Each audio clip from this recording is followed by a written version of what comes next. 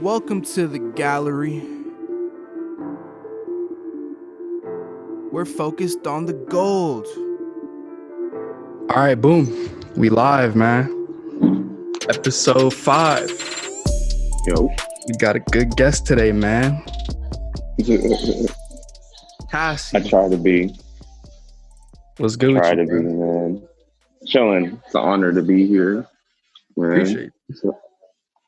How's your 2020 so far, man? Or how was your 2020 last year? 2020,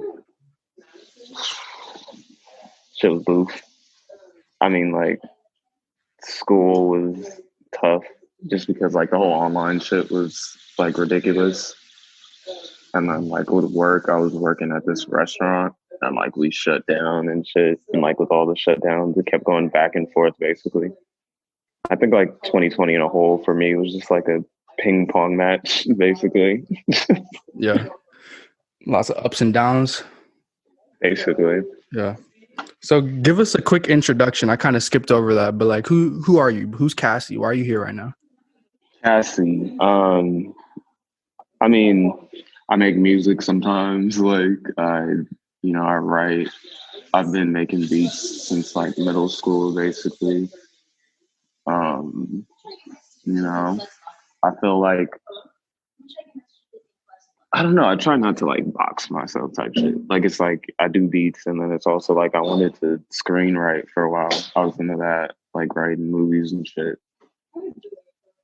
So it's like I guess Cass himself is just, I'd say a producer, like in general. Man does it all. I tried to, shit. Yeah. I didn't know you was into screenwriting. Yeah, I definitely. It was like a shift because it's like I've kind of always really been into movies, and then I remember learning about like A24 and their business model, and then learning about like Blumhouse's business model, where it was like they would funnel like like maybe a couple mil just to a movie that they know is going to do well with like teen audiences, so it's going to make their money back regardless. And it's like that shit I kind of just was interested in because it's like low budget, but it's high profit.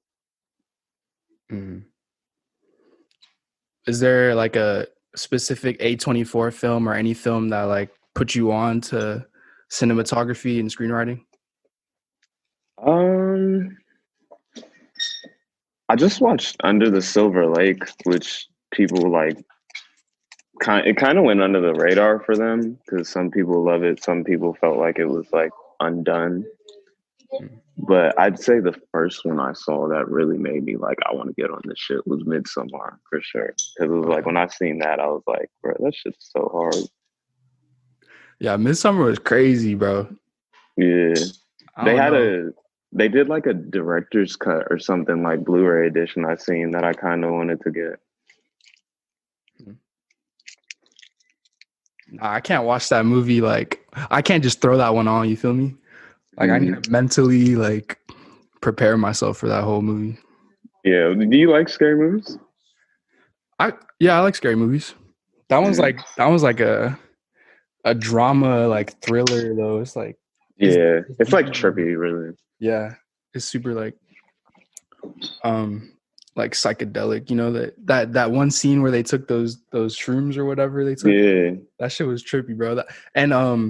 I remember reading a review on that movie, and they were saying like that was like the most accurate like description of like a psychedelic trip, like portrayed. Because it was a lot of the times in movies they like overdo it, and it's like all cartoony kind of almost. But that one definitely kind of got it right. And then they compare it to like Fear and Loathing in Las Vegas. They were like, okay, the psychedelic scenes in that were like really well done too. Mm-hmm. Do you have any like psychedelic experiences or like a high moment? Yeah, I mean, I tried mushrooms like twice, and I mean, I feel like they're interesting. I feel like it's something that like the research is there on it, and it's like you have all these ancient civilizations that partook in psychedelic experiences, and it's like I feel like eventually society will move to a point where it's like greater conversations can be had on them, and like we get to a point where there's enough knowledge that people that are at least a little bit interested in it don't feel as afraid to try it, you know? Mm-hmm. You think that's like the major roadblock from people opening themselves up? Like they're just scared of it?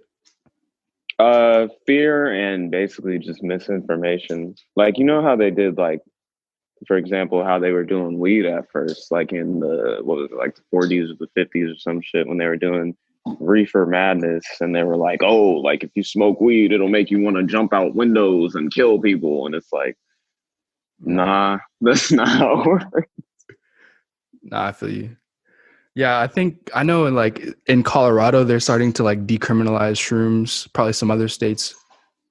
Mm-hmm. So that's in Colorado, like the reason they like decriminalize a lot is so that like rehab options are available. Because if you just leave everything criminalized, then it's not gonna keep people from doing it. It's just going to put more people in jail, really.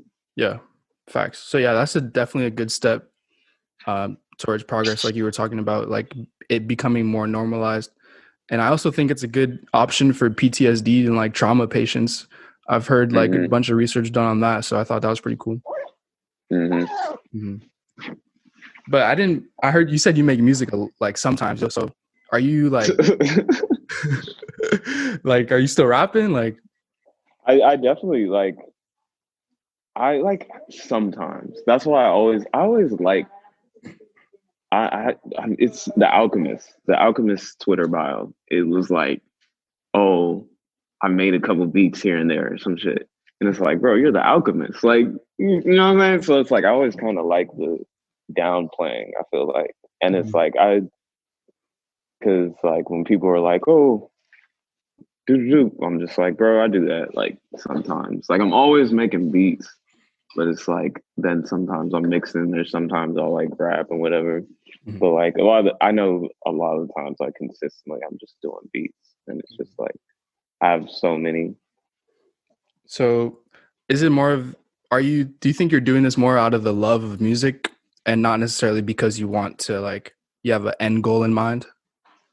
It's love of music for sure. Like especially getting back into DJing now, I'm like, it's love of music, because it's like I remember I was in like probably middle school. Middle school is when I knew like I wanted to DJ.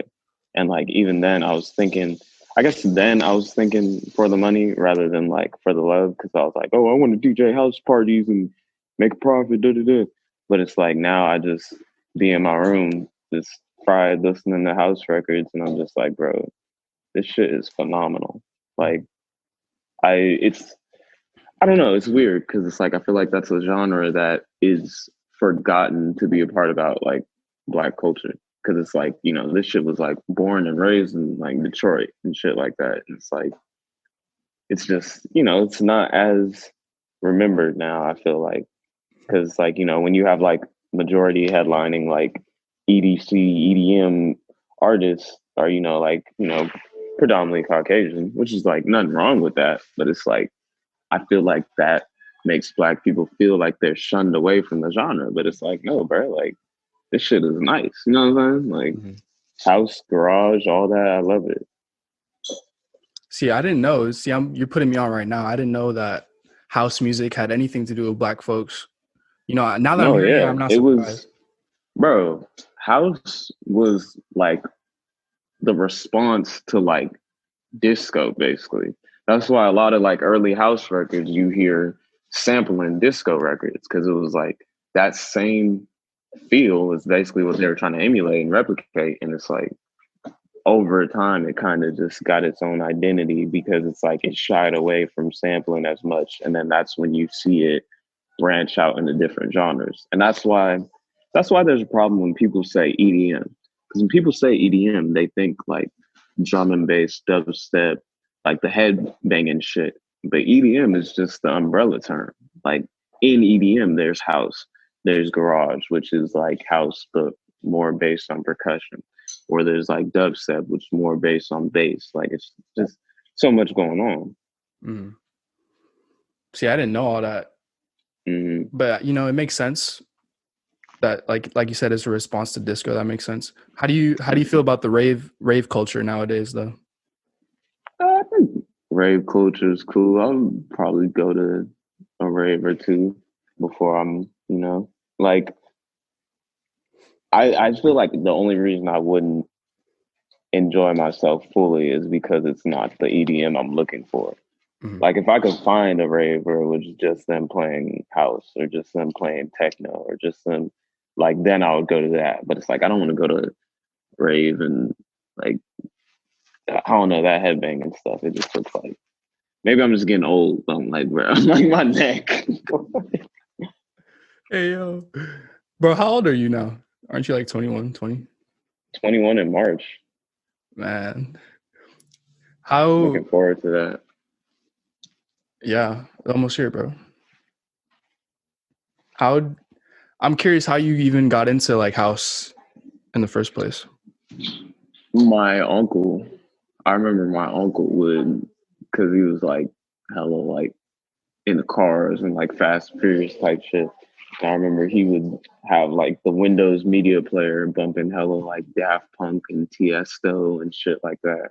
And I was just like, bro, this sounds good. Mm-hmm. So Like all my like music came from my parents and uncles basically. Like, okay, they put you on. Yeah, pretty much. And you talking like middle school or earlier? Earlier. This is definitely because like the first albums I ever bought was Daft Punk's, which was it? Discovery. First album I ever bought on iTunes was Daft Punk's Discovery. And then the first CDs I ever bought was Dead Mouse's 4x4 equals 12 and Cascades Fire and Ice. Cascades Fire and Ice is a clean ass CD because it was like the house shit, and then on one CD, the fire, and then the ice would be like slowed down jazz like remixes of those same house songs, and that CD was my shit. Mm-hmm. Yo, this is wild to hear because I'm thinking about it from my perspective, right? I met you on some rapping shit. Like first day we met, we made a rap song. Like, so I'm not. I wasn't thinking about no type of Daft Punk, Dead Mouse. You feel me? So this is all new then, and the fact that those were your first album purchases.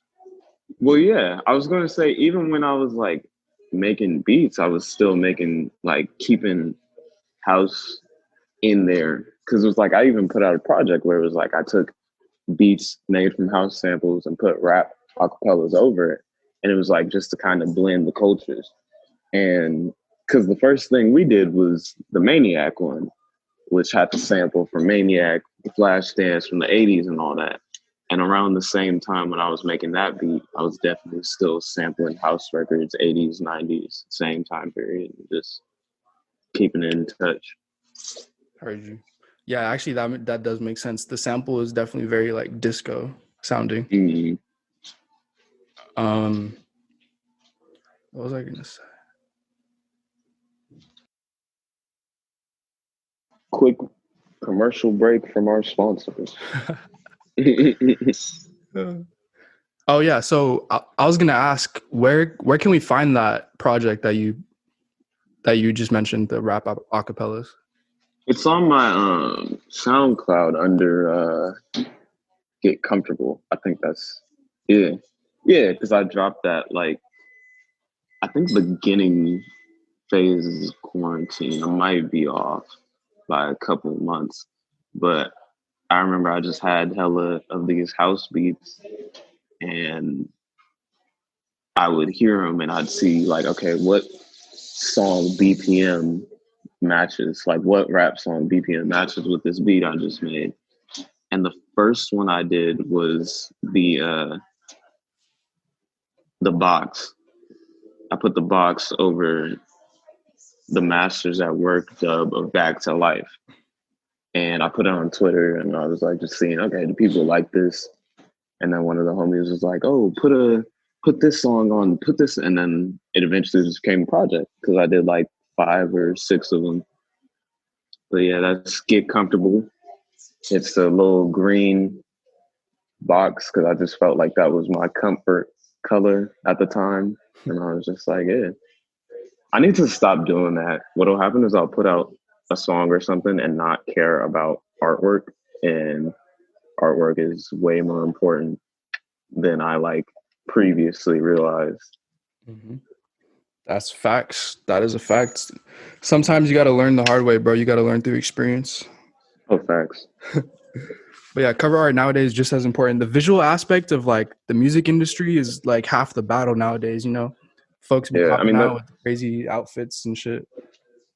that's definitely why there's like a rise of photographers. I feel like when you have like Gunnar Stahl and like Ray's Corrupted Mind and stuff like that, Mm-hmm. because like people are realizing a huge part of artistry is like the visual aspect and stuff. Mm-hmm. Like, did you listen to the new Cardi album? Of course. How did you feel about it? There's like a handful of songs that I don't want to go back to, but otherwise I fucking love it. Like I love the album as a whole. I feel you. I like, for me, the first listen, it was like 3 songs in a row where I was like, yeah, nah, these are skips. And then on like second, third listen, I was like, okay. But like, I feel like a huge part for me with that album was I wanted to see like when he's performing, what does he do with it? And he had his live show, and I was like, bro, this, I don't know. I feel like he could have took it like another direction, but it's like definitely a good album, and it's getting too much hate. Facts. I think people love to hate on Cardi, bro, nowadays. Yeah. Plus, people have to grow to learn. Like the same thing happened with Yeezus. Same thing happened with Die Lit. Like first week it dropped, everyone's like, "Oh, this is garbage." Give it a couple months, and people are like, "Oh shit." Yep, they recognize the artistry. Mm-hmm. So I heard you mention that you were making beats in your first couple months of quarantine, but how is quarantine like overall for you? How have you been? Well, what I like realized was the easiest way to like tire yourself out in quarantine is to have that mindset of like, oh, you have to 100% productivity. Like, oh, like if you don't come out this quarantine with a new hustle and a new hobby, you did it wrong. Like that's no, don't do that. Because people thought quarantine was literally going to be like 2 weeks, but it was like the whole year. And it's just like, if you're trying to force yourself to produce and be 100% productive all the time throughout that, you're going to just overwork yourself. So it was like, I had to learn the hard way basically because like my laptop's hard drive had died on me, fucked up. And so it was like a couple of weeks I was without producing, without mixing. And I was just like, damn. But like now that I'm back on it, it's definitely made me more appreciative and understanding of you have to take breaks. Like you just have to. It's like, you know. No, that's super important. I was in the same boat. You know, I feel like a lot of people were when they heard this quarantine was first starting, like, oh, now's my chance to like really grind, you know, just sit down and just knock out every project that I was thinking about doing in like a couple of weeks. But yeah, like you said, that's just not realistic, you know? It's like, yeah. Yeah. And I think like, you know, you kind of touched on it, but just rushing your work never gives you the best outcome. So yeah, that's definitely important to keep in mind, especially as artists nowadays.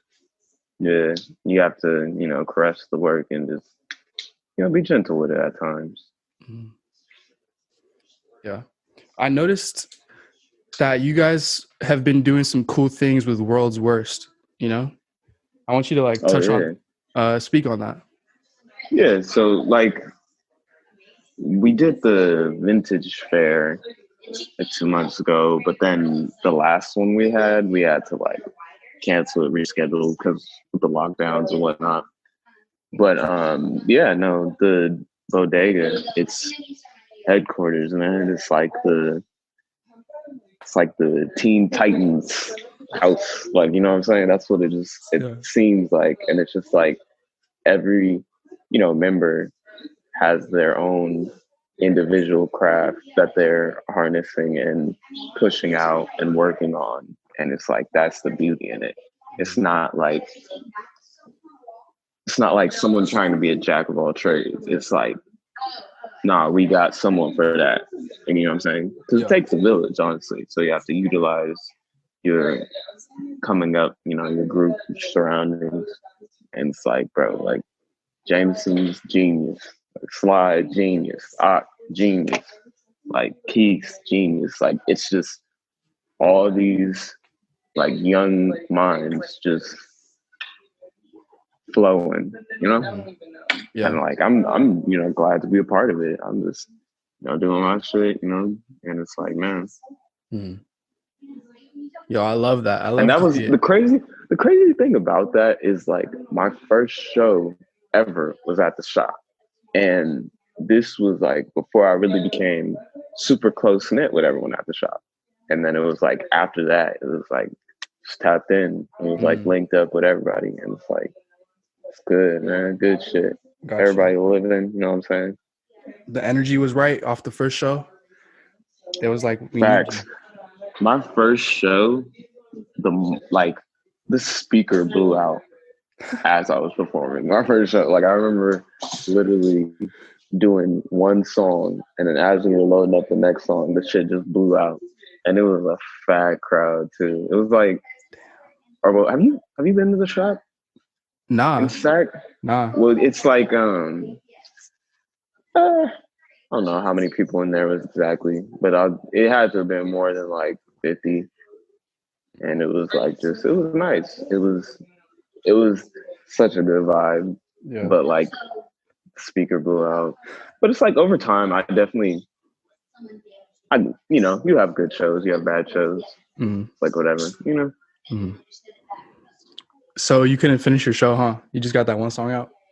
Yeah, I got the one song, and I was just like looking, and I was just like, damn. Everybody was kind of just like, oh, and it was cool though. Everybody had a good time because it was like a fashion show with it too. Oh, okay.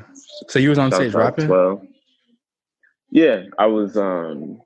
We had like the show was outside in the parking lot for fashion show, and then the performers were inside the shop, and like the performers would be on one side, the whole crowd just full the rest of it, and it was pretty fun. Yo, that sounds sick. My favorite was in UCSB though. I did like a house show there because like house venues, I feel like house venues and like raw shows and shit like that. I like that because it's like closer, more intimate. You know what I'm saying? And it's like I feel like that's fun. Dude, actually, the last or two guests ago, they mentioned UCSB as well. At that, they were talking about how they had garage shows out there. Bro, that campus is like nice. It's right on the beach, so beautiful. Like it's when you get there, it's like it's hard to not feel good. You know what I'm saying? Just like chilling. And yeah, the garage show I did was for magazine, and they were this, like diversity inclusive magazine, pretty cool people. I came and you know Makia? I don't think so. Oh, well, I was tapped in with him because we like grew up same area basically, and then he was tapped in with magazine, and they were like, oh, we're releasing a new issue, we're going to do a house show, any artists, so I like tapped in, and it was fun. I don't remember how long I performed. Might have been like an hour, and I was just going through a bunch of songs, and I did some unreleased stuff. And I mean, those shows are fun because I mean, like, it's just a bunch of college kids. Everybody's drunk. Like, no one cares if you mess up. They don't even know. Like, you know what I'm saying? Like, it's just like. So, I definitely got to get back out there though. It was fun. Yeah, I miss live shows, but yeah, true. I was asking if you're rapping because my next question was, do you plan on doing like any DJ sets? Oh, without a doubt. I've been trying to get that situated. Like I literally did one on Twitch one time, but what happened was like when I was using my laptop to record on Twitch and run the DJ program, and it just couldn't handle that. Like it was like it ain't gonna work like that. And then I'll end up going live on Instagram for like 30 minutes mixing, and then like I'll get copyright flagged, and I'm just like, oh my gosh. But yeah, no, I've definitely been trying to figure out how to get my sets, because I've thought about like putting some out on YouTube or something. Because when I'm like mixing, I try to like get it diverse. Like I might start with house, end with rap, start with rap, end with funk. Like, you know, just try to go all across the board. Mhm. Mhm. Are there any other artists out in SAC that you are yet to work with that you want to? Shit, like all of them. Like, you know, it's like I I feel like what first happened when I started making beats was like when I was going to Highlands. It was like everybody wanted a specific pocket for their beats, and it was a pocket I hadn't really harnessed. You know what I'm saying? Like I like was making shit that sounded like it was going to like Lucky or like Cardi or shit like that, and they wanted like, you know, like Mozzie, Shooter Gang, Coney type beats, and it's like I didn't really know how to make those at the time, and it's like now I feel like I've better diversified my kind of production, and it's like I'm still trying to tap in with hella people. Mm. Do you like send out beat packs at all? Every now and then, like I rarely, just because it's like when I do, I try to make sure it's someone that'll like actually listen to them. You know what I'm saying? Yeah. Matter of fact, I need to send you some beats. Don't let me forget. Like it's like I feel like a lot of the times when I'm putting together packs, they don't like flow. So it's like a lot of times I don't send out packs. I might just send one beat and be like, hey, let me know how you feel about this one. That makes sense. Yeah, definitely, bro. I need to hop on your beats, bro. Yeah, because what you did on Maniac, I was like, nigga found a pocket. I was like, okay, like, yeah, that song too far. Bro, you know what I messed with that I never got you that remix for? Reflections. That was my bad. Like I remember I had written the verse and I recorded a part of it, and I just couldn't get one section of flow, and it was like I was working on that for so long, and I was like, bro, I can't even figure it out. I was like, but that song was hard. That was off. Wasn't that off Golden Boy? Correct. Yeah, that's nice project, man. Appreciate you, man. But nah, I feel you. Like sometimes you just get overworked or fed up with the same 20-second loop, and you're like, fuck this. I'm throwing this bullshit away. Nah, I feel you. So where do you find are your the samples that you use, are they just off the dome, or you go sample searching, or what? A lot of the time I'll just hear something and like it, so it's kind of off the dome. Like I'll just hear a song and be interested in it, want to sample it. Or what'll happen is I'll hear someone use the sample I like, then go sample searching and be like, oh, what if I reuse this part for this different reason? Like that song that whatchamacallit, YB and Namir has, that they made a meme in Twitter. That sample I'm about to reutilize because it's from Minecraft, and I didn't know that, and it sounded actually pretty good. Wait, do you know which song? The one they were memeing it, where he hops out, he's like, "Wake up, get my dick sucked, Bentley truck," that shit. I'm not familiar, bro. I'm not gonna hold you. Bro, just I don't remember the name of it, but they were hella clowning on him on Twitter because he was talking shit on a whole lot of red, and they was like, "Bro, didn't you make this?" Yo, Namir is in no position, bro. Half of these, bro. Don't even get me started, bro. You know that line? Oh yeah, no. What's crazy is like I seen D Savage talking hella shit on the album, Mario Judah talking hella shit on the album. And it's just like, bro, like, all right. Yo, I'm hot, bro. D Savage been on Cardi's nuts, bro. Like, you ever seen that video where he was like, in a couple of years, niggas not even gonna know who he is. Like, I'm completely gonna shit on him. And it's like, God. All right, bro. Disgusting. Like, to say all that, I mean, it's cool. Like, you gotta aim high, right? But bro, D Savage, bro. Come on, you're in no position, bro. That's why I said it's all about kind of every now and then, downplaying and like keeping balance because it's like you want to be the very best, but it's like, I mean, like you seen the Thug and Jay-Z shit? Oh yeah, Thug said he'd wash him in the I like track for track. I disagreed with that to the max because it's like when he was like, "Oh, Jay-Z ain't got 30 hits," hella people were like, "Oh, he wasn't even meaning to talk about Jay-Z. He was meaning to talk about someone else." Just said Jay-Z because as soon as he said that, I'm like, "Bro, Jay-Z has too many hits. Like, it's not a lot of people in the verses that could take him. It'd have to be like Ye or like Drake, honestly." Mm-hmm. Yeah, I mean, Thug is like, see, Thug I'd let slide for that. Like, nah, I'm talking crazy, bro. Jay-Z too legendary, bro. But Thug is legendary.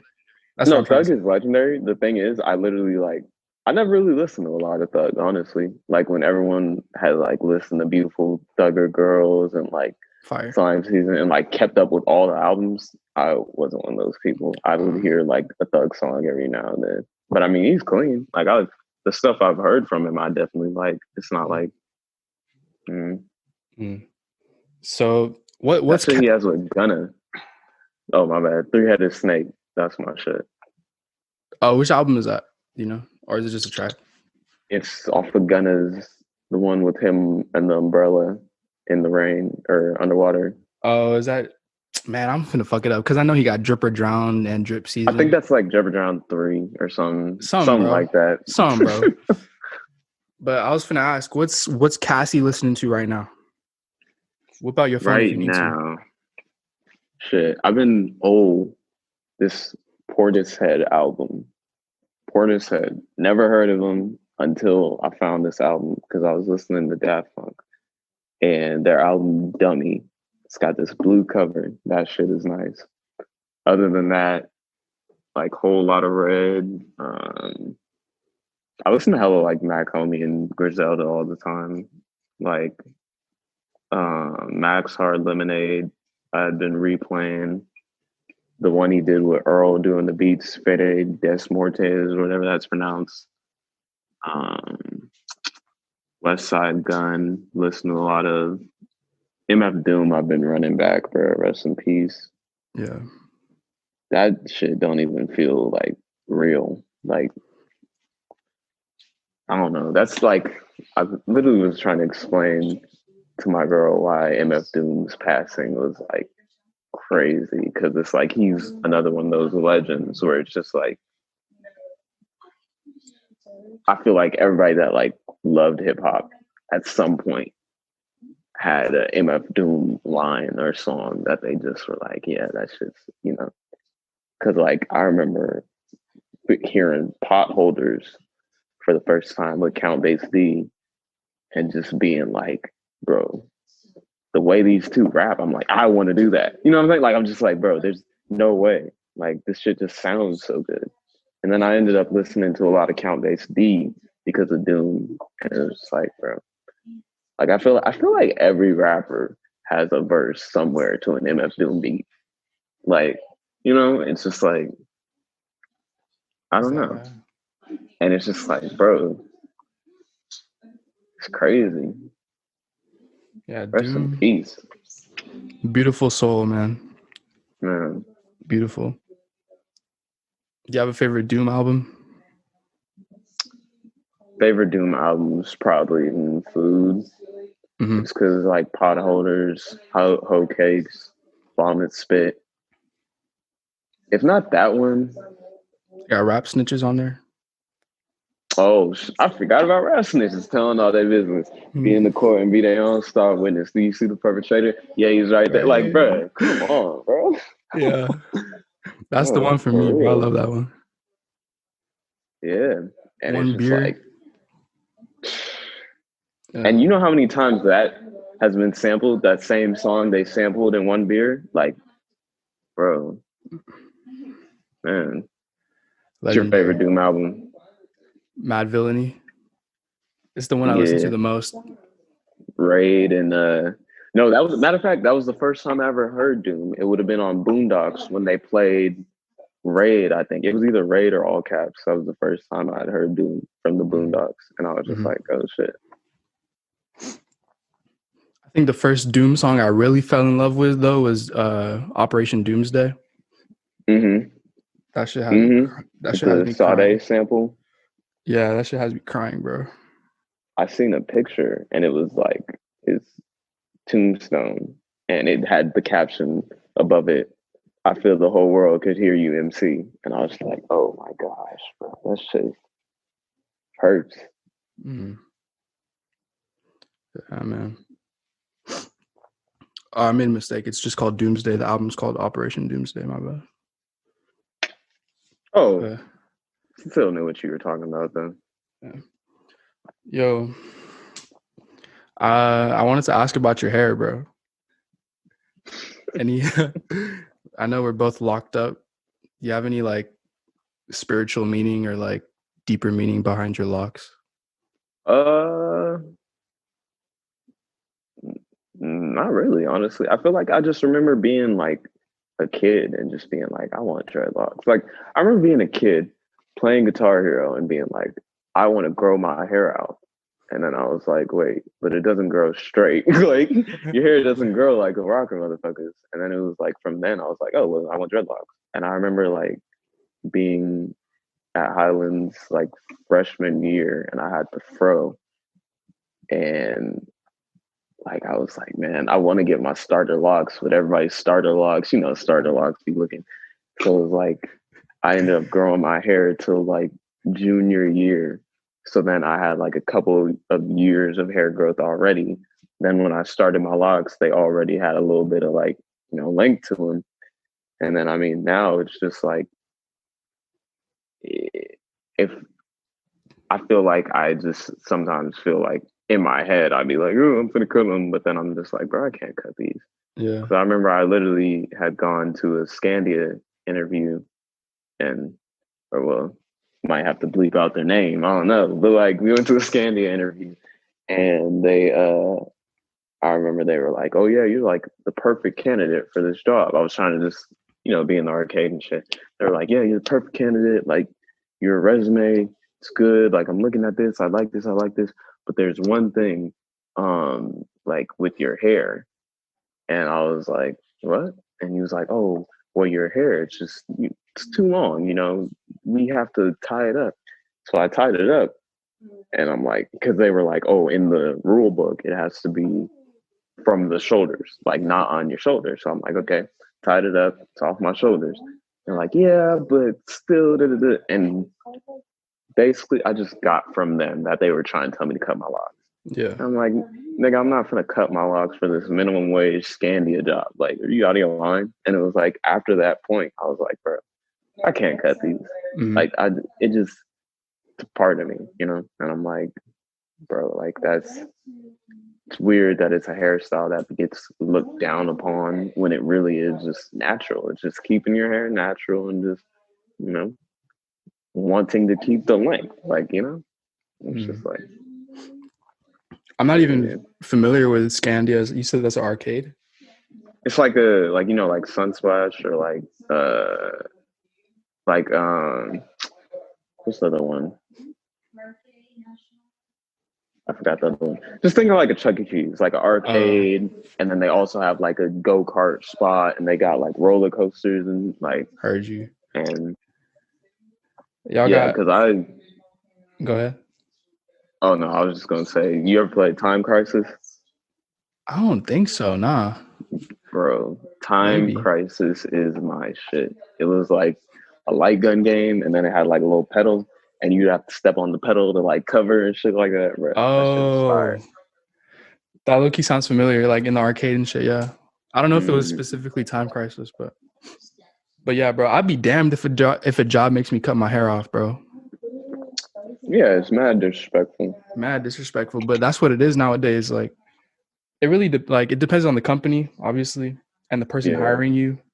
Yeah, and like location. That's the thing. It's because they were like one of those like private things. So it was like it's like when the companies like that, they can enforce different kind of rules. Yeah. I feel you. All right, bro. All right, let's hit this lightning round. I got a couple wrap up questions for you, my boy. All right, let's get it.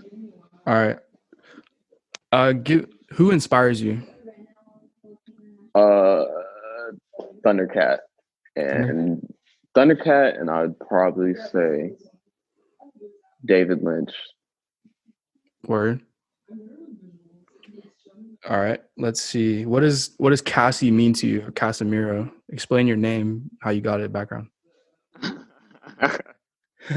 My name. This is why I started just going Casi, because I felt like Casemiro was a lot.